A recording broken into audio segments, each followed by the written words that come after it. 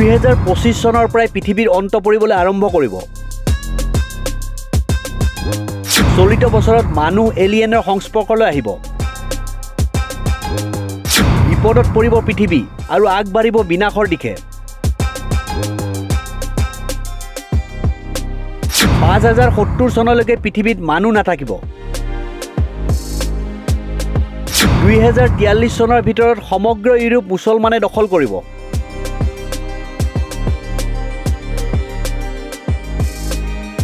ভৱিষ্যতবাণীৰ কথা হ'লে মানুহৰ মনলৈ প্ৰথমে অহা নামটো বাবা ভাংগাৰ নাম।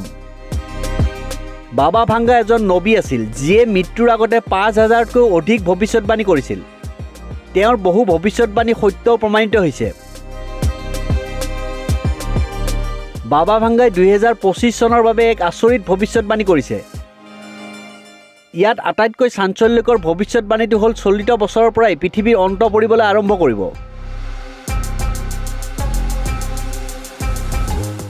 একে সময়তে 5070 চনলৈকে পৃথিৱীত মানুহ নাথাকিব।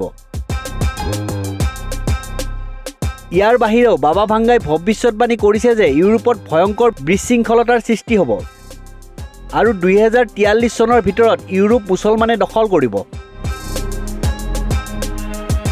2074 চনত পুনৰ কমিউনিষ্টসকলে বিশ্বত শাসন কৰিব। একে সময়তে বাবা ভাংগাই কয় যে 5070 চনৰ ভিতৰত প্ৰাকৃতিক কাৰণত পৃথিৱীৰ অন্ত পৰিব। বাবা ভাংগাৰ মতে চলিত বছৰত মানুহ এলিয়েনৰ সংস্পৰ্শলৈ আহিব, যাৰ বাবে পৃথিৱীখন বিপদত পৰিব আৰু বিনাশৰ দিশে আগবাঢ়িব। ইয়াৰ বাহিৰেও বাবা ভাংগাই ভৱিষ্যতবাণী কৰিছিল যে 2025 বৰ্ষটো বিজ্ঞানীসকলৰ বাবে এক অভূতপূৰ্ব বছৰ হ'ব। বাবা ভাংগাৰ মতে টেলিপেথি আৰু নেনো টেকনলজিকে ধৰি চিকিৎসা বিজ্ঞানত বিশ্বই যথেষ্ট সফলতা লাভ কৰিব যদিও এই কৌশলসমূহ ভুল ধৰণে ব্যৱহাৰ কৰা হ'ব বুলি বাবা ভাংগাই সকীয়াই দিয়ে।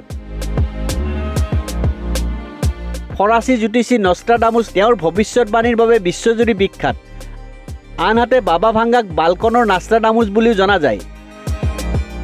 1911 চনত জন্মগ্ৰহণ কৰা বাবা ভাংগাৰ 1996 চনত 88 বছৰ বয়সত মৃত্যু হয়। বাবা ভাংগাই 12 বছৰ বয়সত ধুমুহাত চকুৰ দৃষ্টি হেৰুৱাইছিল।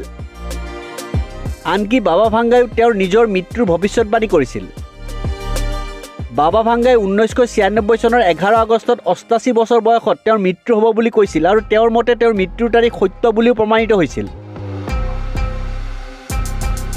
দ্বিতীয় বিশ্বযুদ্ধ, ছোভিয়েট ইউনিয়নৰ বিভাজন, চেৰনবিল পাৰমাণৱিক দুৰ্যোগ, ছোভিয়েট নেতা জোচেফ ষ্টেলিনৰ মৃত্যু, কুৰ্ছ ছাবমেৰিনৰ দুৰ্যোগ, আমেৰিকাত 9/11 আক্ৰমণ, 2004 চনত ছুনামি, 1985 চনৰ ভূমিকম্প আদি বাবা ভাংগাৰ কিছুমান ভৱিষ্যতবাণী, যিবোৰ পৰৱৰ্তী সময়ত সঁচা বুলি প্ৰমাণিত হৈছে।